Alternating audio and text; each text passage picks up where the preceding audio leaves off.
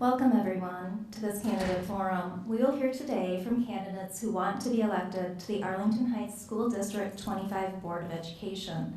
I am Shannon Silverman, and I welcome the 5 candidates and you to this candidate forum on behalf of the Arlington Heights Council of PTAs, its 9 local PTAs, and the League of Women Voters, Arlington Heights, Mount Prospect, Buffalo Grove, including Prospect Heights, Wheeling, and Elk Grove Village.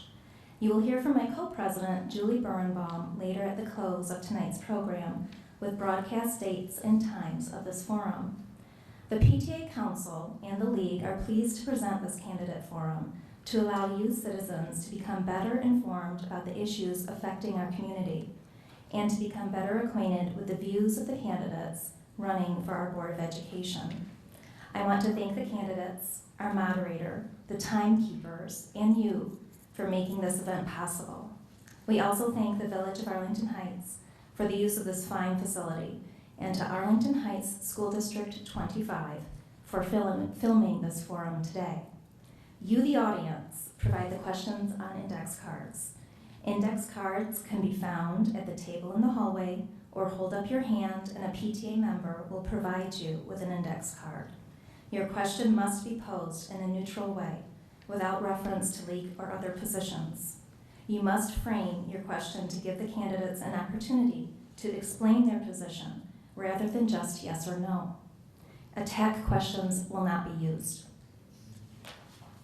Also, questions must be phrased so that every candidate on the panel can answer it. Please return your written questions on the index card to a PTA member.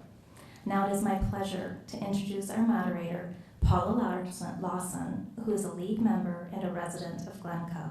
She has no personal interest in this contested election in compliance with the nonpartisan policy of the League. Thank you, Paula, for doing this. Thank you, Shannon, and thank you to the Arlington Heights Council of PTAs and to the League of Women Voters of Arlington Heights, Mount Prospect, Buffalo Grove area for presenting this forum for the Arlington Heights School District 25 Board of Education. As Shannon said, I'm Paula Lawson, and I'm a member of the League of Women Voters of GLENCOE, and in compliance with the nonpartisan policy of the League, I have no personal interest in this contested election.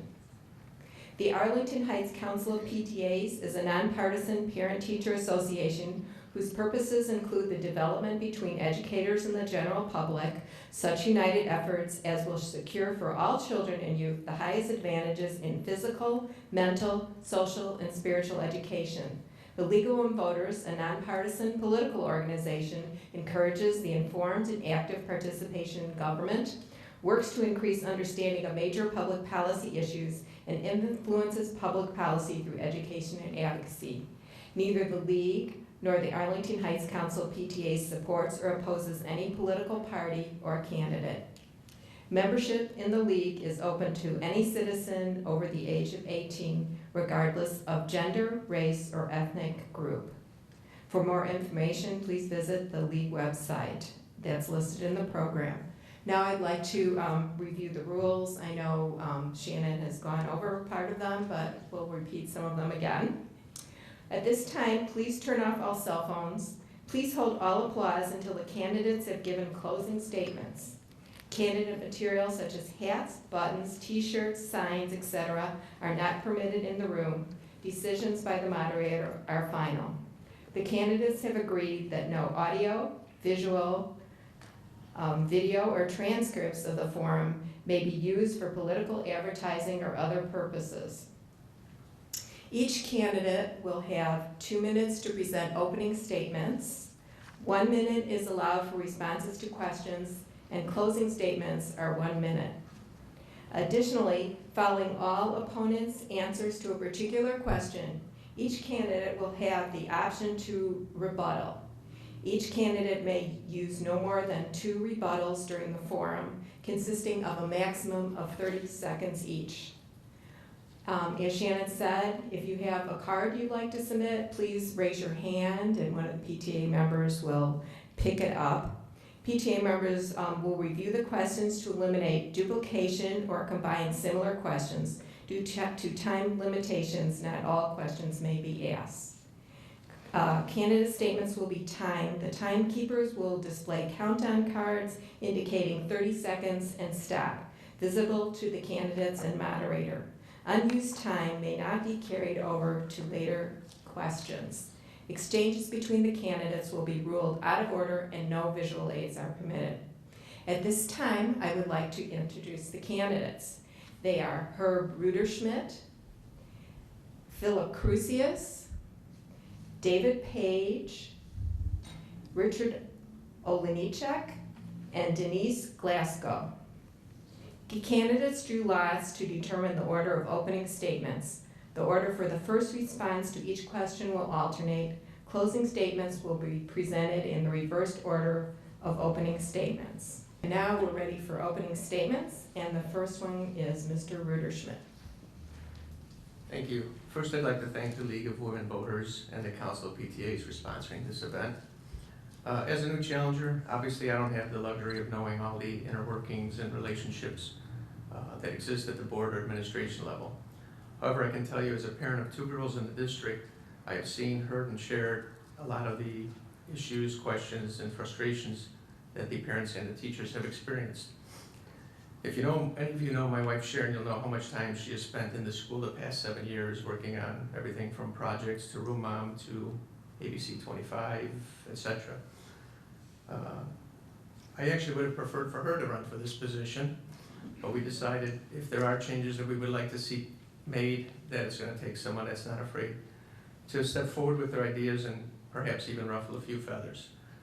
While it's not my goal or intent to upset anybody, I also feel I wouldn't be afraid to speak up and just tell it like I see it. The parents and teachers that I've spoken to recently have expressed some frustrations. They feel that the board and administration may not be in total touch with their needs or desires. They actually feel like the opportunity to speak up has been difficult, to say the least, and they have felt that in some cases they were actually wasting their time.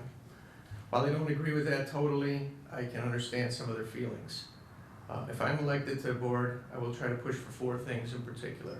Number 1, general transparency from the administration and the board. Number 2, completely overhaul the monthly school board meetings to make them a little bit more of an open discussion between the board, parents, and teachers. Number 3, focus on special ed, gifted, and technology programs. Get more input from the parents and teachers during the decision-making process. And lastly, help in the search for a new superintendent that will be hopefully open and cooperative with the board, teachers, and parents. Again, I feel I can provide a fresh perspective, perhaps a business outlook and a business approach to solving some of the issues. Thank you. Okay, thank you. And Mr. CRUSIUS is next. Thank you, Paula. Good evening. My name is Phil CRUSIUS. I would like to thank the League of Women Voters and the Council of PTAs for sponsoring this community event. And I would like to thank the citizens of District 25 for trusting me over the last 4 years as a member of this board. I have taken your trust seriously as a commitment. Over the last 4 years, I have not missed a single meeting, either open or closed. I have attended many parent meetings and have been active in the community and schools, coaching for Science Olympiad and the tech side of drama at South. Today, I received the endorsement of the Daily Herald. District 25 is undergoing many changes at this point. First of all, our superintendent is retiring in 15 months.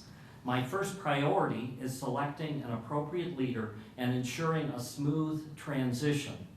And this is something I would like to see all of you take part in as we offer opportunities for dialogue through surveys, meetings, and maybe focus groups. Secondly, we are in the process of adopting the new state standards for learning known as Common Core. I want to be sure that this transition moves smoothly and that we continue to maintain the high quality of education that residents of Arlington Heights have come to expect.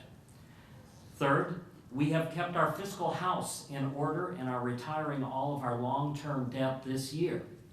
But with budget crises at both the state and federal levels, we need to watch our budget even more carefully. Fourth, we are beginning a comprehensive review of our special education program. The start of this process is one that has frustrated many in our community. It is important as we move ahead that parents are well represented. This is an important election. There are choices. Thank you. Okay, and thank you. And next to Mr. Page. Hi, my name is Dave Page. I'm proud to serve as president for School District 25. I'd like to thank the PTA and League of Women Voters for all their work in putting together this evening's forum. And I want to thank all of you for taking valuable time from your families tonight to be here. I'm sure the reason you are here tonight is the same reason that I'm running for this position. We all care very much about our children and want to ensure we do everything in our power to have them get the best quality education possible. What I bring to the table is my 8 years of experience on the school board, my leadership as school board president, my over 20 years of professional experience in finance, which gives me critical insight into the varied and complex budget issues that we run across on a regular basis.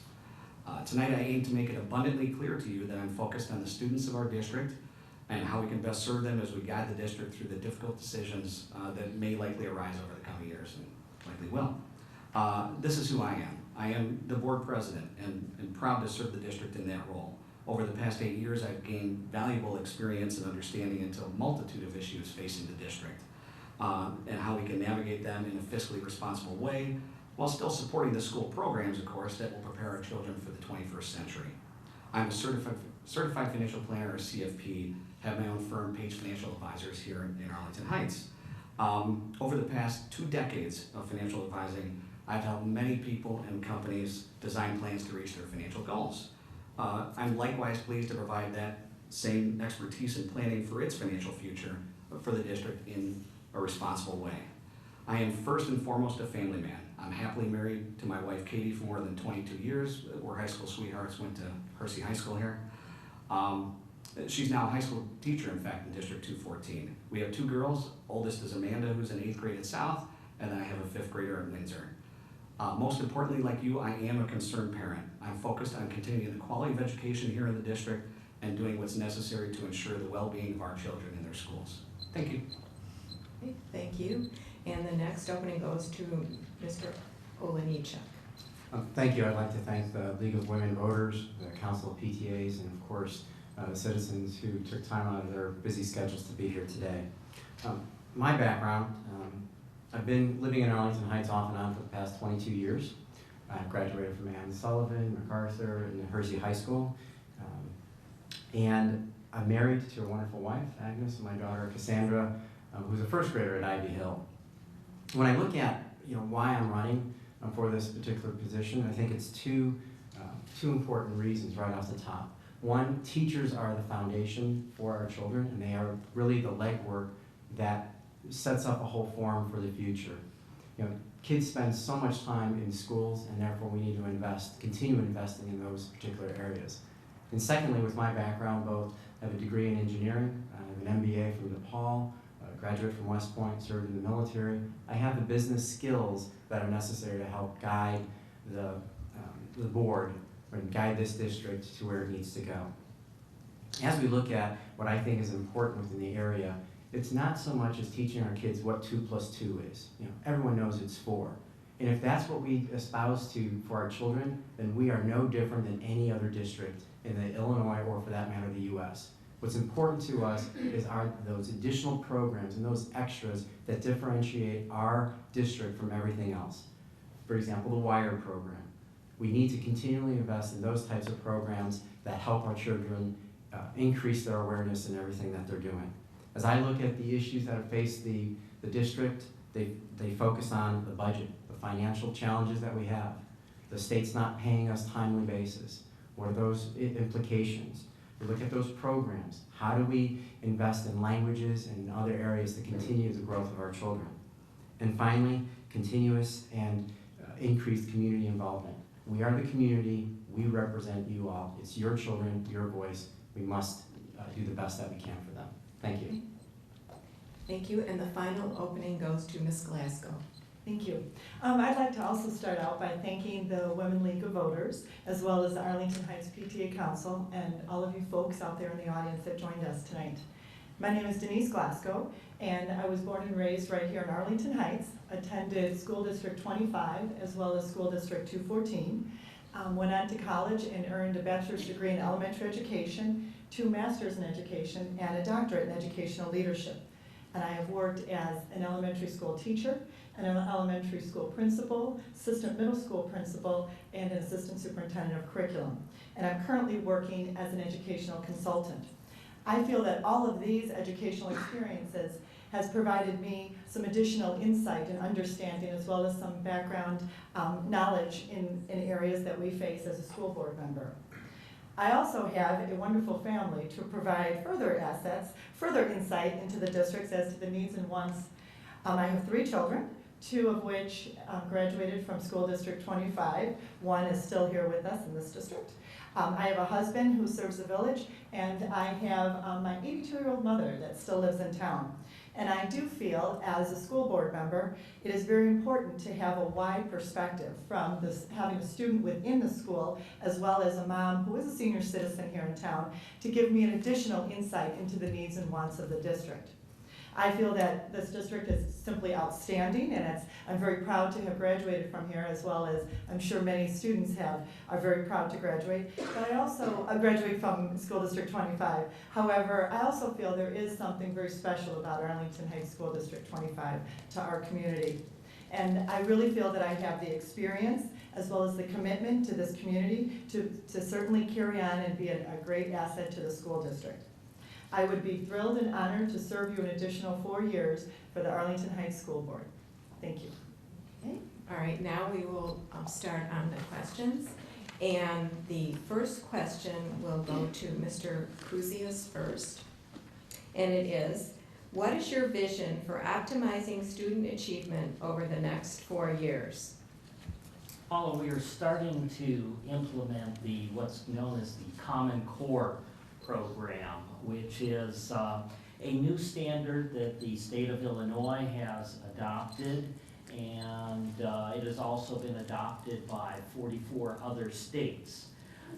It is a new program which stresses more inquiry, as it's called, which is dealing more with having the students ask the questions and learning how to put in and ask the proper questions. I think that is one step toward where we're going. We're always looking to improve things. We're reviewing. Not too long ago, we updated the science program as part of the curriculum reviews, and those things will continue. Okay, thank you. Mr. Page is next, and your vision for optimizing student achievement. In terms of optimizing student achievement, Common Core obviously would have to come into account because right now, part of the way we gauge student achievement is through ISAT testing, which will be going away in the very near future and replaced by a new national test set of standards designed by the Common Core in the 46 states that have adopted it. So in terms of what the Common Core lays out, it gives you an idea of generally what is taught to students across the nation instead of just in our state, how that is taught to the students, and then how they're assessed so that we can look at an assessment of a student here in Arlington Heights and compare it to pretty much any student across the nation to see how things stack up. It's a way really to push, raise the bar on what we're doing for learning. And it's not just the curriculum, of course. In District 25, we work on skills, critical life-related skills, such as problem-solving ability, critical thinking, bigger picture items as well. And I think that's what we have to do, is be forward-thinking. Okay, thank you. Mr. OLEJNICZAK? Obviously, the integration of the Common Core standards is going to be key, and it's mandated, so therefore, it's something that we must do by 2016. I continue that particular focus by looking at the teacher-to-student ratio. The district spent about $700,000 this year to monitor that particular ratio, and I would continue that because that's where the vast amount of learning is, coupled with trying to increase programs that are structured around the WIRED program, focusing on the world, focusing on critical thinking, as well as the additional programs such as music, art, because those areas enhance different parts of the brain that really stimulates the critical thinking that is so important in the world. We need our children to be able to solve problems and solve them going forward and prepare them for the future. Okay, and Ms. Glasgow? Sure. The Common Core, of course, will be at the forefront. And, and going further with some of my constituents, they said that there is, in fact, 46 of the states have adopted this. Now, the Common Core, these are standards. And what is going to be needed then, of course, will be the professional development needed, in other words, of how we're going to get to those standards, how we're going to teach that. So I foresee a great deal of professional development from all areas. We're going to need to educate our teachers, our administrators. We're going to have to educate our parents and students. I also agree that there are going to be some other components going with that. Of course, we do have a technology plan. We're going to see how technology is going to be integrated in this, because they are correct that in the year 2014, we will be assessed on our Common Core standards. Okay, thank you. And lastly, Mr. Ruterschmidt on optimizing student achievement. Well, as everyone has already said, the Common Core is obviously mandated, and it's going to be a part of the core curriculum and the standards that we're all going to be judged by. I think in addition to that, the problem solving and the critical thinking aspect for the kids is going to be extremely important. In addition to that, I think technology is a key role. If you look at any industry or anything in the job market beyond high school, college, technology will be absolutely crucial. I think there's a real need for that, to focus on that. The WIRED program also is, other people have mentioned, I think is also very critical, as well as the other programs, music, art, language for a well-rounded education. I think they're all necessary. Okay, thank you. This next question is a follow-up to the previous question.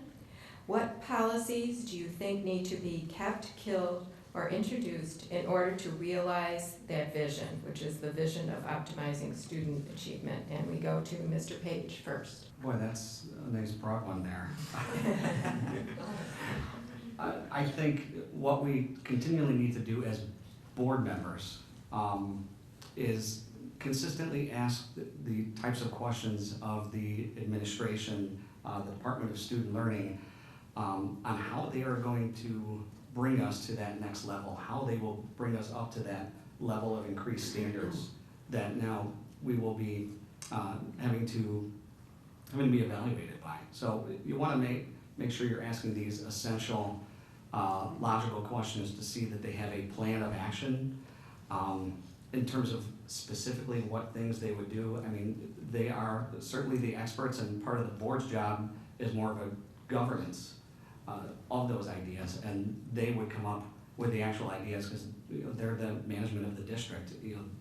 That's their expertise in terms of how they get us from point A to B. That's certainly what we depend on their experience and their expertise to do for us, to get us to that next level. Thank you. And Mr. OLEJNICZAK?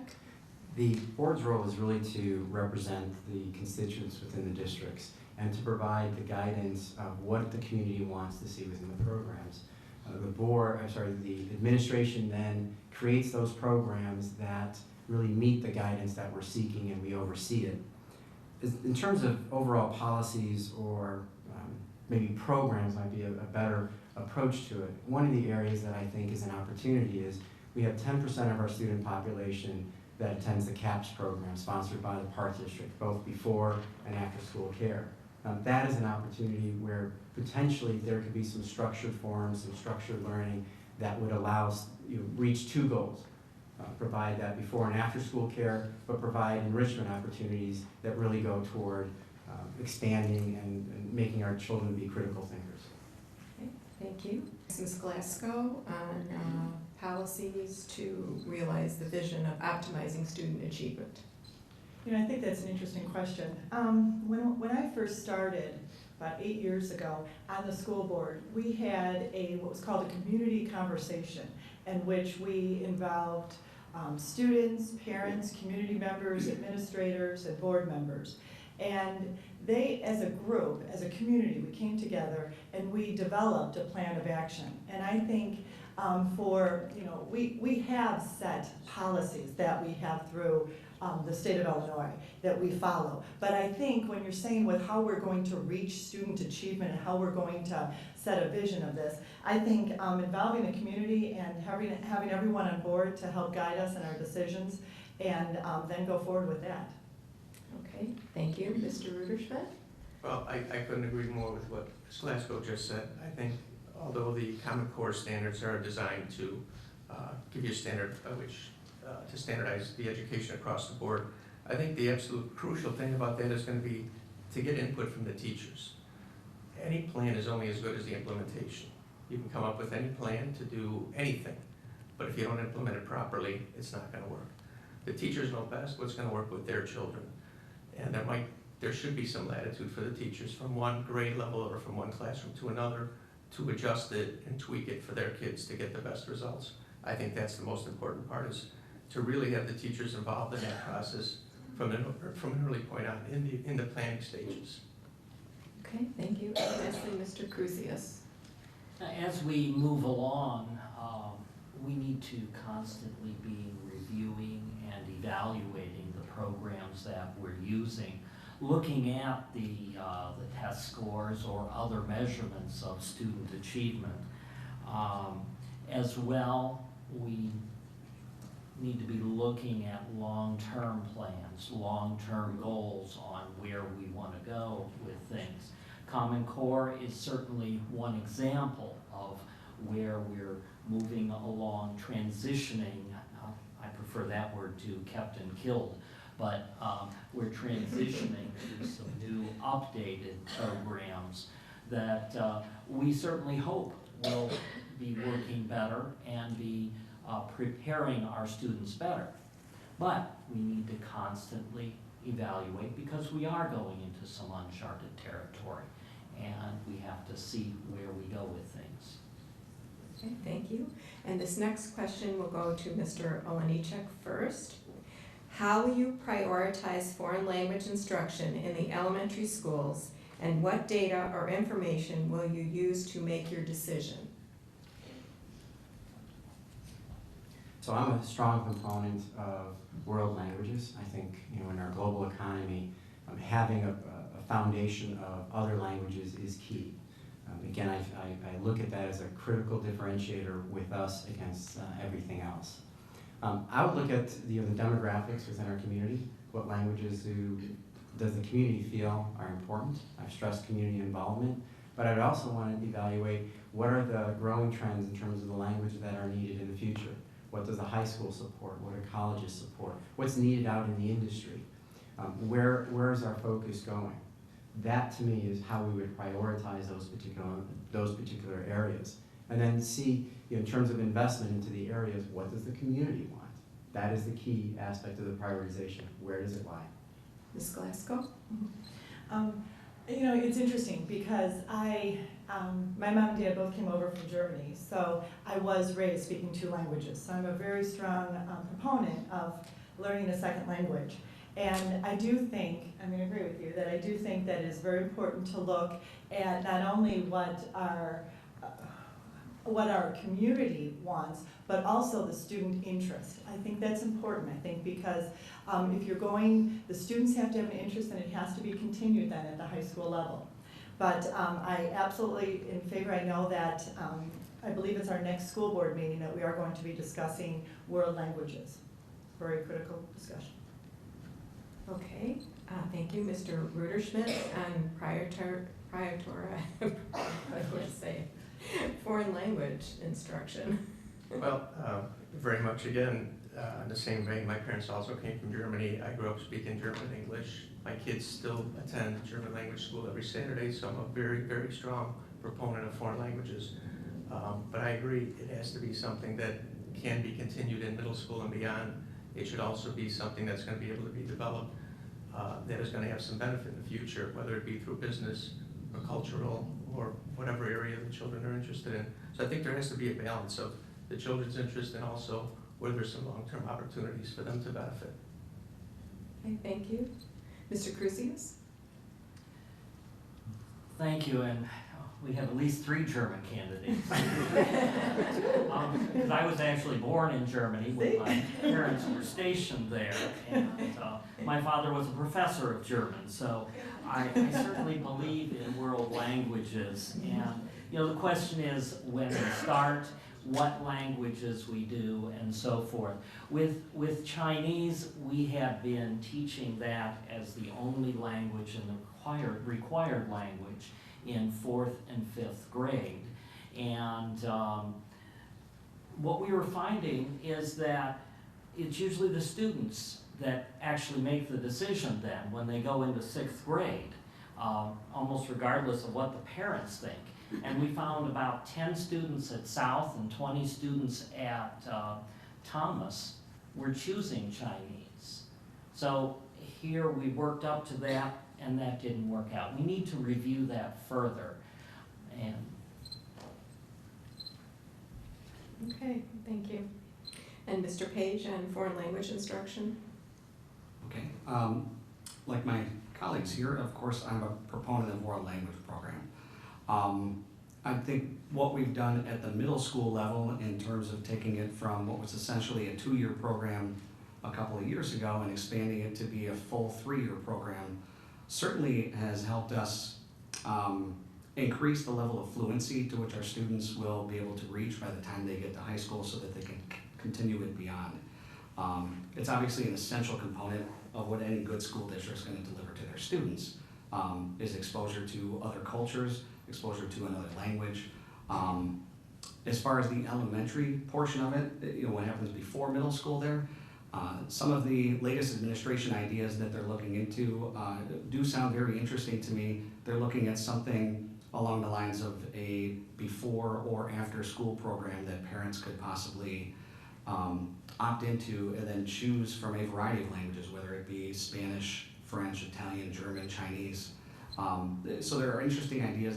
I think they need to be studied so that we can Thank you. give what they want. All right.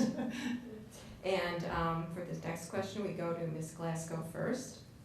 Have you reviewed the Futures Report? And if so, what are your thoughts on the validity of the data? Yes, I have read through the Futures Report. The one, I guess, positive, the very good positive to the Futures is that it has opened quite a bit of dialogue between both the community, the teachers, even students, parents, and administrators. I guess I view the Futures Report as one component to the special education review. It was an outside evaluator that came in and gave us a glimpse of how we are doing in the area of special education. However, we are going to put together a committee comprised of administrators, parents, and also folks from the high school, all looking at our program and evaluating it and making decisions. This Futures Report is not an end-all. It is simply one of the components of our special education review. Okay, thank you. Mr. Ruterschmidt on the Futures Report? Unfortunately, honestly, no, I personally have not read it. My wife has, and I got the Cliff Notes version. So that's usually her job, is reading those types of things for me when I'm traveling. The unfortunate thing about it is I think it was very focused on cost cutting, and I think it should have been a little more focused on other areas, or perhaps that should have been one part of it. Also the fact that it didn't seem to be very much input from the community, from the parents of special ed children or the teachers. Okay, thank you. Mr. Crusius? I did spend quite a bit of time with the Futures Education Report, and my impression is that it's primarily aimed at cost cutting, which is not what this district is about. We have to watch our budget certainly, but that's not the first thing we think about with programs. And I would agree with Ms. Glasgow that it did start quite a dialogue, almost a firestorm. But dialogue is a good thing. And I do want that to continue and continue on the committee. Right now, it's been said that there will be 2 parents, maybe a couple board members that are parents, but you know, board members are board members, that's their role. But I think it's very important that we have more board members, probably 4 board members on this committee of 20, so that the input will be done properly, or so that we can continue this whole dialogue with the parents. Thank you. And Mr. Page on the Futures Report? Yes, I have spent quite a bit of time reading through the report, certainly in preparation for our discussion at the last meeting. There are parts of the data that I understand how they're getting from A to B to C, and other parts that I certainly questioned as to some of the conclusions, you know, as I would with any analysis, of course, when I'm going to take it apart. The thing is, though, in the end, really this is going to be one piece of data that the Special Education Program Review Committee is going to use in carrying out the program review.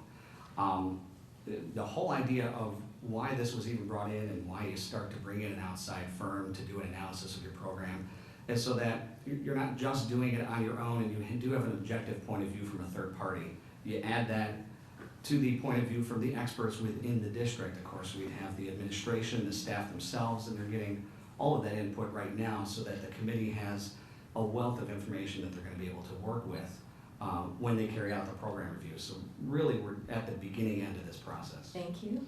And lastly, Mr. OLEJNICZAK. Not being outdone by my other constituents, I am Polish, not German. I'm fluent in Polish. Thank you. I took Spanish. My daughter goes to a Polish school. She's not a fan, but she attends. As far as the futures report, yes, I have read that report. It is an interesting document. It's very easy to focus on the financials of it or the cost savings, but you know, I look at some of the other components in there that talked about what great strides the district is doing in early intervention, the amount of students that by 3rd grade do not need intervention. And really, when you look at that report, the way I personally look at it is that it assesses us against norms. It looked at how do we compare to other districts of our size, which is important, but community and teacher involvement are the other 2 pillars that have to be brought into it. We decide what is norm, regardless of what other districts talk about. We, the community, decide what is the norm. If we want to exceed the standards, so be it. Okay, this next question will go to Mr. RUTERSCHMIDT first, and it'll be a part 1 and a part 2 like we had before. By law, each school district must have a parent engagement policy and follow it. How would you interpret and follow a policy of parent engagement? A current policy or a new policy? I think it's up to you. It doesn't say, so you can say how the current policy is going, if you'd like. Well, as far as a policy of parent engagement, from my perspective, I would think that should include things like the parent being involved in terms of the type of work that the child is doing, making sure that the work does get done, helping to monitor progress, and working together with the teacher to ensure that the child is progressing. Again, as I mentioned earlier, every child learns at a different pace and in a different way. I think the more involved the parent is working together with the teacher, it would be a tremendous aid to the teacher to know exactly what's working and what's not working. Okay, and Mr. CRUSIUS, your comments on parent engagement policy? Thank you. I'm a little bit confused by that because I'm not aware of a specific policy dealing with parent engagement, though there may very well be one. But there's no question that it is, whether there's a policy or not, that it's important to engage the parents in the classroom and when the board is meeting. It's one place that we don't engage the community as much as I would like to see. I would like to see more feedback to the board and to engage them. But the other thing would be when the parents are home, ways that they can work with the child. Go from there. Okay, And Mr. Page, your thoughts on a parent engagement policy? Okay, like Phil had said, I'm not sure if the actual policy of what part of parent engagement we're talking about, but in terms of the overall education of students, I mean, the support system that they have at home with parents sitting there reviewing some homework with their children, maybe after they've gone through it, and helping them, those ideas really sink in, and then reinforcing just good study habits, it really does influence greatly the success of the students long term. So parent engagement is something that cannot be overestimated here. I mean, in terms of its importance. A good strong foundation at home and parents and a family that values education really is going to help a child succeed, you know, from kindergarten all the way up through college. Just establishing those good ideas, those good study habits, and then certainly connecting with the teacher on a regular basis, whether it's parent-teacher conference or by way of email, just having those regular contacts so that you can keep track of your students' progress. Thank you. And Mr. OLEJNICZAK on a parent engagement policy, your thoughts? Well, I think we are fortunate within our district to have a very strong PTA presence. I'm a member of the Ivy Hill PTA, and the programs that the PTA provides are very, very fortunate. I just ran our movie night at Ivy Hill this past Friday, and it was great to see 180 kids watching a movie. And you know, when I look at programs that I mentioned earlier, those are the types of things that really differentiate us, especially when I speak with friends and family members that are in different districts that don't have that type of engagement, don't have that type of interaction. From there, I'd also be a strong component of homework. It's the one time where I get a different answer of what did you learn in school today is nothing, but at least I can see the homework and help her through the homework, and I can see she's actually learning something. I'd also want to increase the community involvement with the board. We need to find that way of continuing that dialogue so that we understand and sense what is the sense of the community, where should we focus our energies. Okay, thank you. And Ms. Glasgow, on your thoughts on a parent engagement policy? I stole my thunder.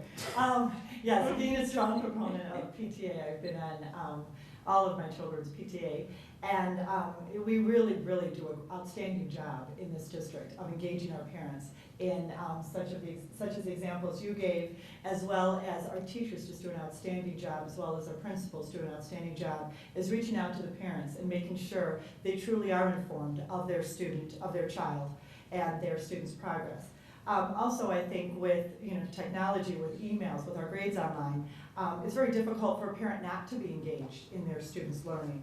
And I also would agree with some of these folks saying that, yes, we could probably find some other ways to engage our parents in at the district level. But I think we're doing a pretty good job of that. We're having we have quite a few parents on the gifted or advanced learner committee, and now we're asking several parents to come on board to help us with the special education. So those are all ways that parents can get engaged in our community. Okay, thank you. Some years ago, Olive was part of redistricting to decrease the size of Windsor, and now Olive is getting very large. What is a priority for the board to review district boundaries? Oh, when is it a priority for the board to review district boundaries? District boundaries only when we absolutely have to. It is very difficult to change boundaries because it tends to change neighborhoods.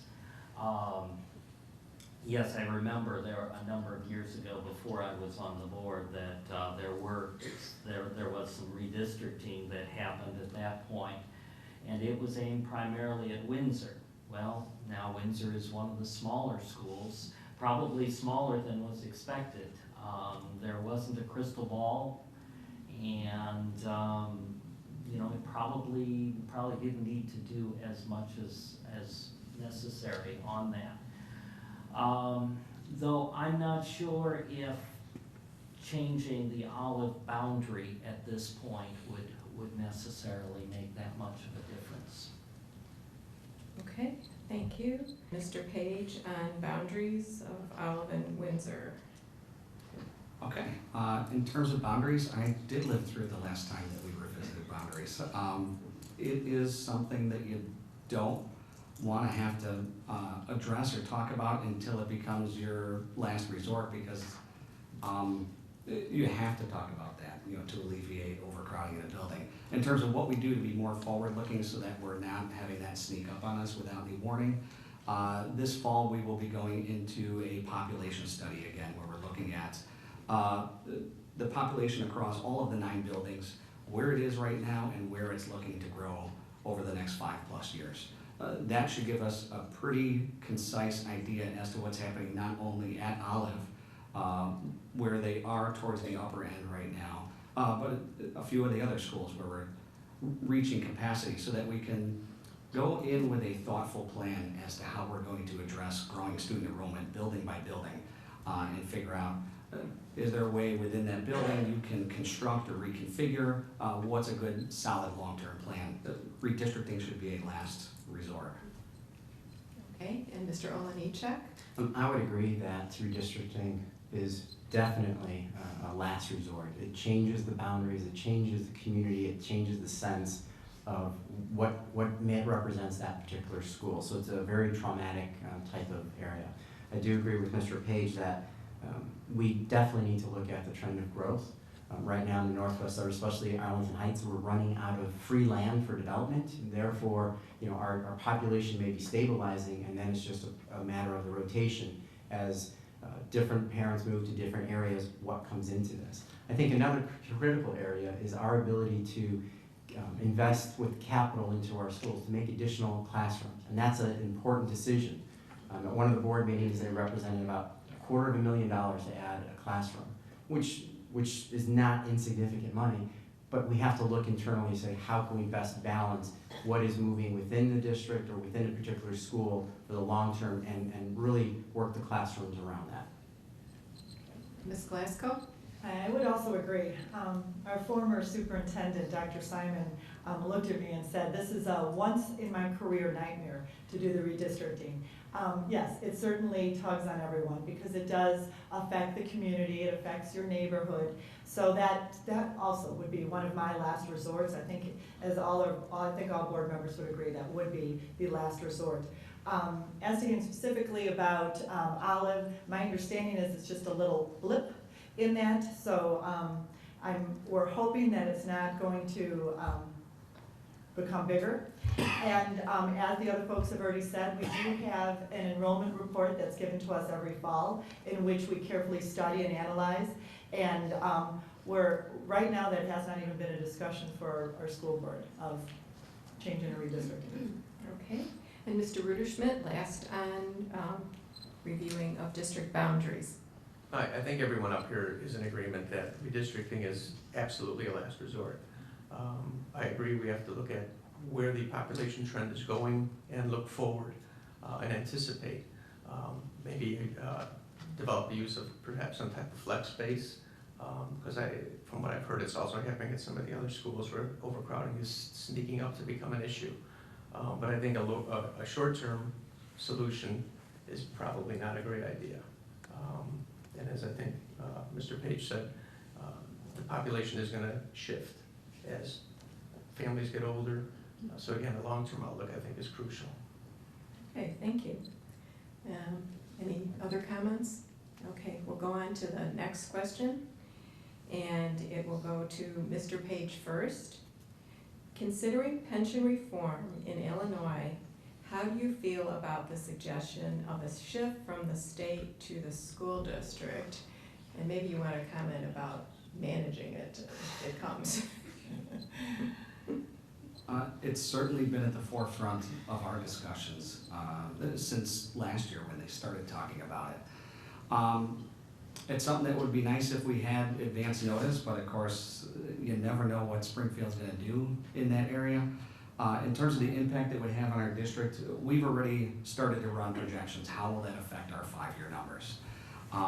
Luckily, during the time on my time on the board, as well as the boards that came before me, we've been good stewards of the taxpayers' money and have planned very carefully so that if that rainy day comes a-calling and that extra financial burden comes upon us, really within 5 years, we're still going to be a fairly solid district. Right now, we're probably one of the most financially solid districts anywhere near us.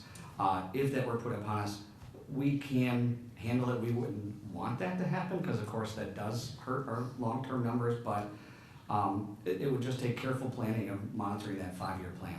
I'd be concerned about the surrounding districts, really.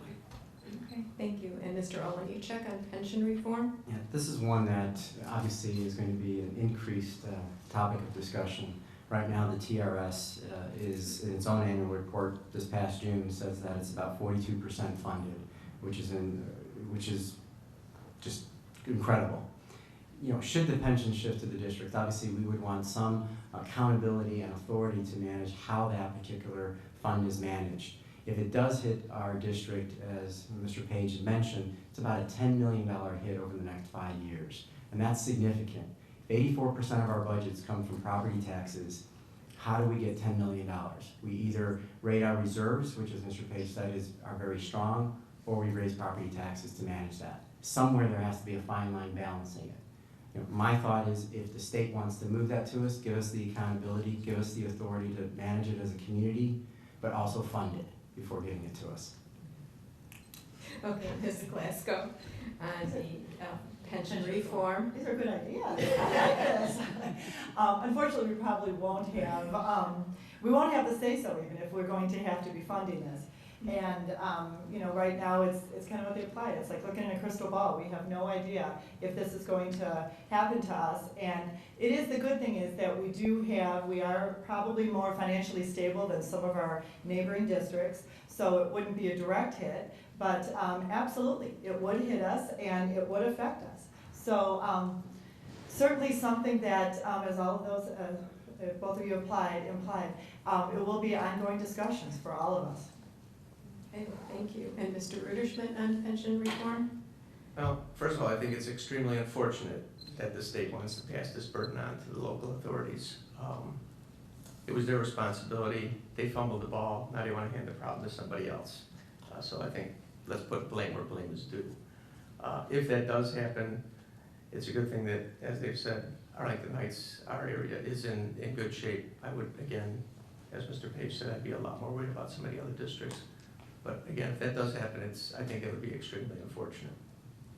Okay, and Mr. CRUSIUS? I attended a meeting with Representative Harris, I believe that was back in December, where he presented one of the plans that he was working on along with a few other legislators, including Representative Nekritz, which is one of the leading plans. Now, at that time, he kind of promised that, yes, there would be some movement to the individual school boards, but he promised it would be this much. We were rather skeptical of that. He also said that as far as any say-so in how the plans would be implemented and what we could do at the local level, that there really wasn't much of a chance on that. For the most part, Springfield is going to do what it's going to do. As has been said, we're probably in a little better shape than some school districts that even with this much, they're going to be hurt really bad. We can maybe handle this much, but I don't think that's what it's going to be. Okay. Any other comments on pension reform? All right, we'll go to our next question to Mr. OLEJNICZAK first. If you felt a need to cut programs in District 25, what 3 to 5 programs would you cut?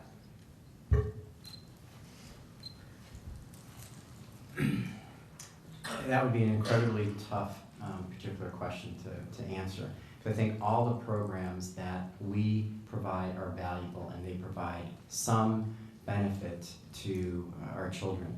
So in looking at it, my position would be how do we enhance the programs versus trying to cut programs. I think, you know, if we came to a financial situation that we needed to make those tough decisions, I'd reach out to the community and say, what area do we want to look at? I mean, we've already seen decreased support for music, we've already seen decreased support in the arts.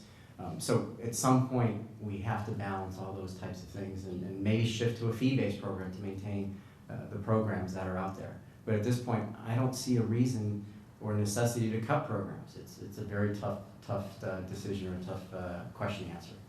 Okay, thank you, Ms. Glasgow. On program cuts?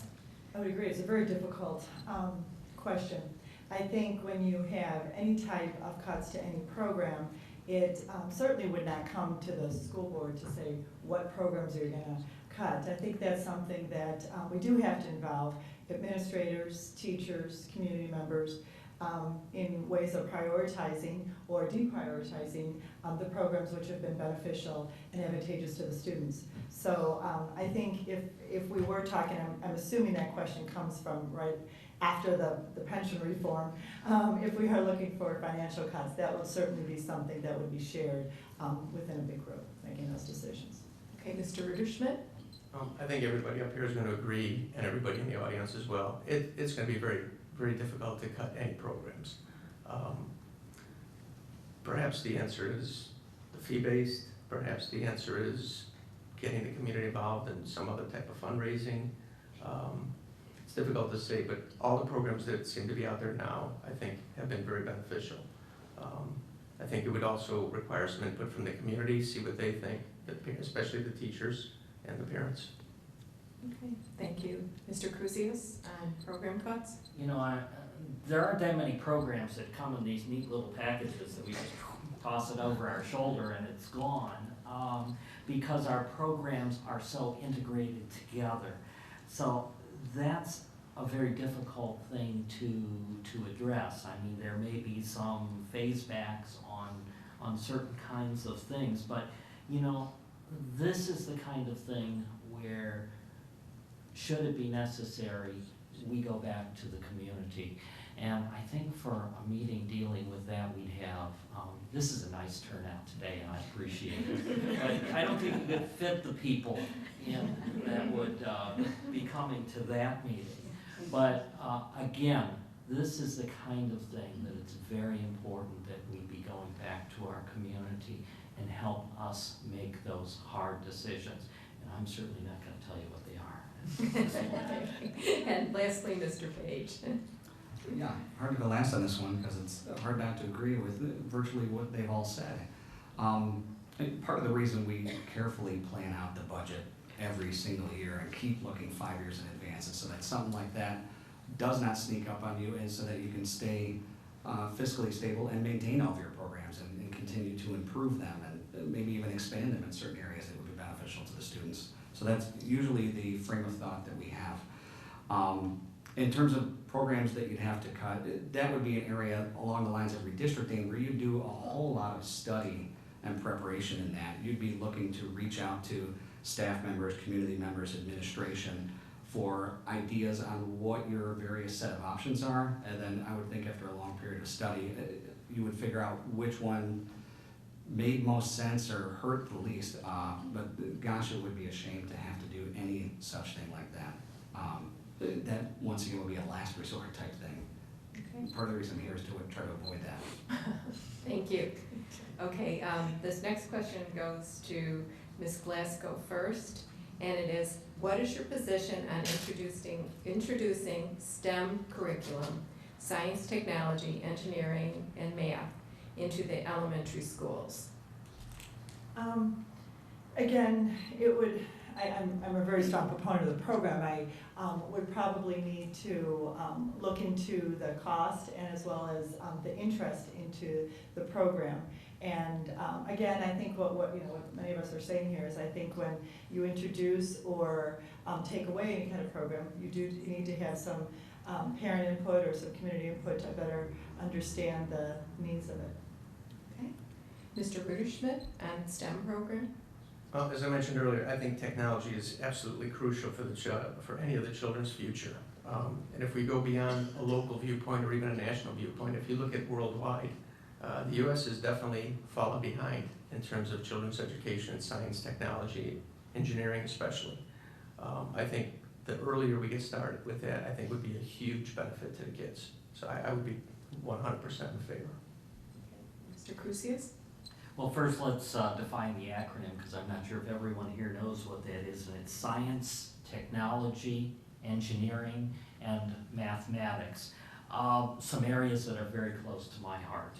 And and more we're going in that direction. We have introduced a new science program a few years ago into the elementary schools. Certainly we have a strong math program and a strong technology program.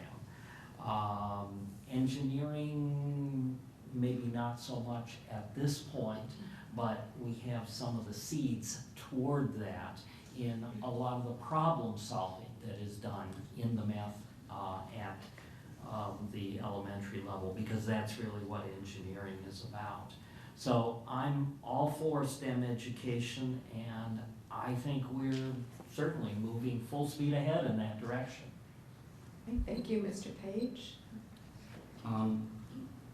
Definitely science, technology, engineering, math, these are all important subjects that we need to provide to our students. And heck, my wife's a science teacher, my background's finance and math, so in our household it's super important. As far as how our district would do that, right now we have just redone the science curriculum. Really, I think it's just in year 2 of implementation, so we are trying to bring that to next level standards in line of what the Common Core is going to be for your next generation science standards. Mathematics, we're in the process right now of updating the curriculum and trying to increase the level of rigor of what we're going to be offering students across the district. So that's something that we're currently reviewing and will be implementing over the next couple of years. As far as the STEM acronym and whether that specifically would be coming in, we would have to have discussions about that with the Department of Student Learning as to what we've done and how similar that is and how it would benefit our district to going further with whatever the missing components are that we have already initiated. Thank you. And Mr. OLEJNICZAK? So as my constituents here say, is that I would agree that those 4 are foundational bases of what we need our children to look at. But I also fully understand that trying to make those types of switches is a multi-year effort. For example, we could easily go out and get iPads for everyone, as the Gurney district did, for all of its elementary kids. That's great. But has it integrated into our program so that our teachers know how to use it, our students know how to use it? That is foundational. In this particular area, one of the key aspects that we could potentially leverage is we have many corporations within the Chicagoland area that could help us not necessarily do the programs, but say, what can you work with it? Google's downtown, what are all the solutions? What can you do with that technology, that education? So that kids learn that 2 + 2 is not necessarily 4, but I'm sure some of the engineers here are saying is, when you get to the imaginary numbers of electrical engineering and physics, that's what we want to aspire them to. Okay. Any other comments on the STEM curriculum? I actually did have a comment to go further on it. I think the program itself is outstanding, but I think with any program, you need to have the interest, you need to have student learning behind it, but you also have to think, if you're going to put in a program, what do you have to take out? If we're looking at core standards and going into a rigorous curriculum, you have to always look at what needs to come out and what, if you're going to put something like that in. I think it's an outstanding program, but again, it has to be aligned to what we're doing and to look and analyze whether or not we're already doing it. Okay, all right. The next question goes to Mr. RUTERSCHMIDT first, and it is, Common Core curriculum includes standards for social and emotional learning, which is a new focus. How do you envision these standards being met in our schools? Well, I think it's been said that it's already been adopted in 46 states. So I think the first thing you want to do is take a look at where it has been implemented and see what's worked and what hasn't. As with any other plan, as I said earlier, the implementation is the key. I think there has to be adherence to the basic concept, but I think there also needs to be some flexibility in how, at different levels or different teachers or different students, how that's implemented. I've heard some of those comments from teachers, both some very much in favor of Common Core and some somewhat nervous about it. They definitely want to see having some level of flexibility in how they implement it. Okay, thank you. Mr. CRUSIUS, how do you envision the social and emotional standards being implemented in schools, in your schools? Okay, I'm not strictly familiar with that particular standard of what's going into there, but certainly that is a portion of the overall student learning process. And that's particularly true with many of our special needs children. And I think that is something which is going to relate to the particular student as far as what is most appropriate for that. Okay, and Mr. Page? I think the social and emotional learning is something that's always been important. It goes back before Common Core standards. Certainly, we have to look at the whole child. In terms of the Common Core standards and the way District 25 has addressed them, we definitely have been more at the forefront as these standards were being adopted across the country. We've been planning since 2010 on how will it be implemented within our district. How can we best apply these standards for best practices to help our students in being ready for 21st century, learning, 21st century, abilities that they're going to need as they progress. As far as the school board and what our position is in that, it's much like I talked about before when we're talking about changes to the curriculum, whether it's social, emotional, mathematics, special education, really any of these areas. What we want to do is ask those relevant, essential questions to the administration about the design or the review of these programs to make sure that they're being implemented in a sound fashion and that we're keeping up with. Thank you. And Mr. OLEJNICZAK? I actually think we're very fortunate within our district to be well on the way in really ingratiating these particular aspects. I look at it as what are those additional programs that are outside of the core 2 + 2 = 4.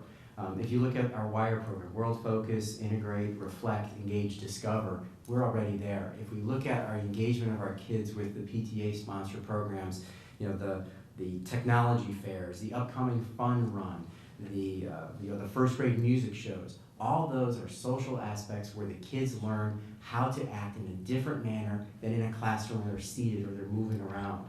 In addition, the linkages with the world where we do using our technology and be able to link with other kids in other countries, that really develops their social aspect.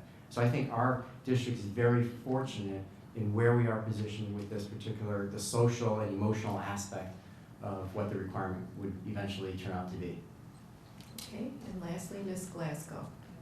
I always view a student or a child as a triangle, that there's 3 points on the triangle: academic, social, and emotional. And unless a child's social and emotional needs are met, their academic needs would not be met. This has been, District 25 has had their social and emotional standards and guidelines in place for many years, and it's not kind of a new thing with the Common Core standards. But I agree, we do provide many opportunities for social. We do have many folks within our school systems that do help with both the social and the emotional aspects of our students. I guess it's, I'm looking at some principals, and I guess it's not a typical lunchtime when there isn't a dispute resolution time that students don't come together with the social worker to try to resolve some of their social and emotional issues. So this is an ongoing thing that we have been well aware of and looking forward to progressing in that area. Okay, any other comments on that question?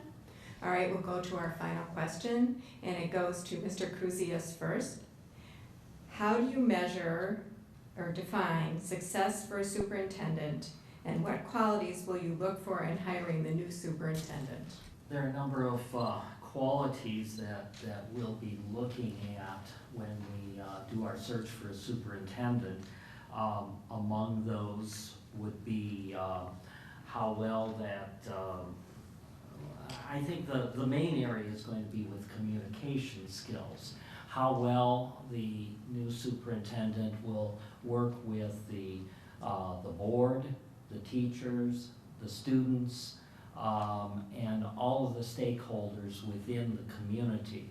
That it's important that the new superintendent be a strong leader in education and is familiar with all of the new standards and where we may be going from there. There are, I think those are some of the main things that we're going in the time that I have. Okay. And Mr. Page, qualities for a new superintendent? Okay, obviously as we begin the search process, this is one where you definitely get input from the community, the staff, even the students, the board members. We would all be interviewed by the search firm to figure out what are the most important aspects in leadership that we'd be looking for from the next leader of the district. As far as me personally, what I think is certainly crucial to the job is being an excellent communicator. Because this is the CEO of the district, they have to be able to get that message out, to be able to interact with anybody across the district at all levels, and certainly be a strong collaborator, a team builder. That's how you move your district forward. They have to be forward thinking, really, in terms of education.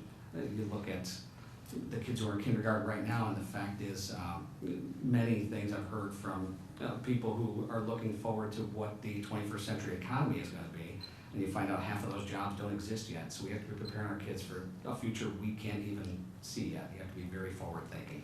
Okay, thank you. And Mr. OLEJNICZAK? There would be three things that I'd be looking for. The first is background and skills of running a large organization that's based on collaboration and change management. Our district has over 5,000 kids, 424 teachers, 27 admins, and when you look at the parents just involved in that, that's over 10,000. Really handling 9 different divisions, which are a school. So having the ability and the breadth of knowledge to be able to handle something like that would be important. The second area would be understanding technology. And I'm not just saying that they understand how to turn on a PC or a mobile device. It's really, how do I best adapt that technology into the future? And if we reflect, 6 years ago, no one knew what an iPhone was. This year, mobile devices will outsell PCs and laptops combined. That is amazing, and we have to be prepared for that.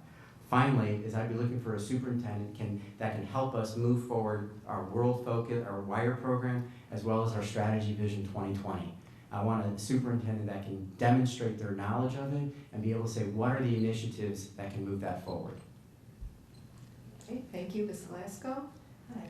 I was very, I as well as my fellow board members, we were very, we felt very strong that we wanted to start the process early, because we felt with hiring a superintendent, as you clearly spelled out, it is like a CEO of a company. And we felt it's very, very important to reach out and talk to our community. We're gonna, our search firm will be interviewing community, parents, students, administrators, teachers, to find out what qualities they are looking for in a future superintendent. I agree. I think the superintendent needs to be a strong communicator, needs to be a team builder, needs to have connectability, and as well as be a strong visionary leader. Okay, thank you. And lastly, qualities for a new superintendent, Mr. RUTERSCHMIDT. Well, I agree. It's very much like looking for a new CEO for a corporation. Obviously, with all the various schools and all the various divisions, just like a CEO has to manage different levels and different personalities, I would look for someone that's had a lot of success in that area, that they've had a great relationship with their teachers, with the PTA, with parents, make sure that they had good communication and collaboration with all the different layers within the schools and within the community. And again, make sure that they fit the so-called corporate culture of this community. Someone that's going to fit in and be able to, again, direct towards the future, have a vision for the future, and the leadership to direct towards the future. Okay, are there any other comments on that question? Okay, now we go to closing statements, and they're in reversed order of the opening statements. So we'll start with Ms. Glasgow. I would like to thank, again, the League of Women Voters, the PTA Council for setting up this forum, and for all of you folks who came out tonight. And it is interesting, as I look out in the audience and I see moms and dads and community members, administrators, and it really makes me truly understand that how much all of us do care about the educational experience of our students here in District 25. I do feel that I have the educational background, experience, and a strong commitment to this community to be a valuable asset to this school board. I encourage each and every one of you to go out on April 9th and cast your vote. Thank you. Closing, Mr. OLEJNICZAK. I would like to thank the league, as well as the council of PTAs and everyone to come out on this Tuesday night. I'm sure there's a basketball game that we're missing, but it really shows the importance of the schools and the community involvement. As I look as to why I'm running, again, it's to ensure that our children are the futures for us. I mean, our time is rapidly declining here, and we have to look at those kids to be the next leaders, and hopefully they'll have different challenges and not the challenges that we faced as we move forward there. I would want to continue the community involvement. I feel strongly for that, serving the community. I do have the educational and the business background to help guide the particular districts through its many challenges. And I, as everyone else here, would say please come out and vote on April 9th. Thank you. Okay, and Mr. Page, closing. Yes, I would like to thank the league and the PTA for putting this on, all of you for coming out and taking your time tonight. Our schools are great, but so are the myriad of challenges facing them today, now more than ever. I hope together, of course, we can forge solutions to the challenges that are coming our way in the future. My experience in the school board, and in particular my 2 decades of experience in finance, uniquely qualify me to help this district deal with the many complex budget issues it faces not only today, but of course in the difficult years to come. As a proud parent in this district, I want our children to receive the highest quality education now and into the future. I want to thank you all for your time and for your support in electing me to the school board. I appreciate being invited to speak here, the opportunity to participate in this forum. For more information on me, please visit my website, davidpage.com. And in closing, I appreciate your vote and your continued support for the future of the district, of course, more importantly. Please go to the polls Tuesday, April 9th. Okay, thank you. Mr. CRUSIUS. And Paula, Judith, and Shannon, thank you to the League and the PTA Council, and thank you to all of you in the audience for your depth of questions. Some of them surprised me, but you know, that tells me how much this community knows about education and how important it is to include and work with this community on the board. As we look forward to our challenges, we see a change in leadership as we bring in a new superintendent, updated curriculum around the Common Core state standard, fiscal and pension crises in Springfield and Washington that need to be dealt with, and a review of special education. I come to you with experience and mostly commitment to our children and to our community. I ask for your vote on April 9th. Thank you very much. Okay, and final closing statement, Mr. RUTERSCHMIDT. Well, I, like everyone else up here, as well as everyone in the audience, am very concerned about education for not just my own children, but for all of the children in the district. That's why I'm here. I think any of our school board members, we are elected by the people, and we should represent the people. For me, the most important thing to do, if I am elected, is to try to get more involvement from the community.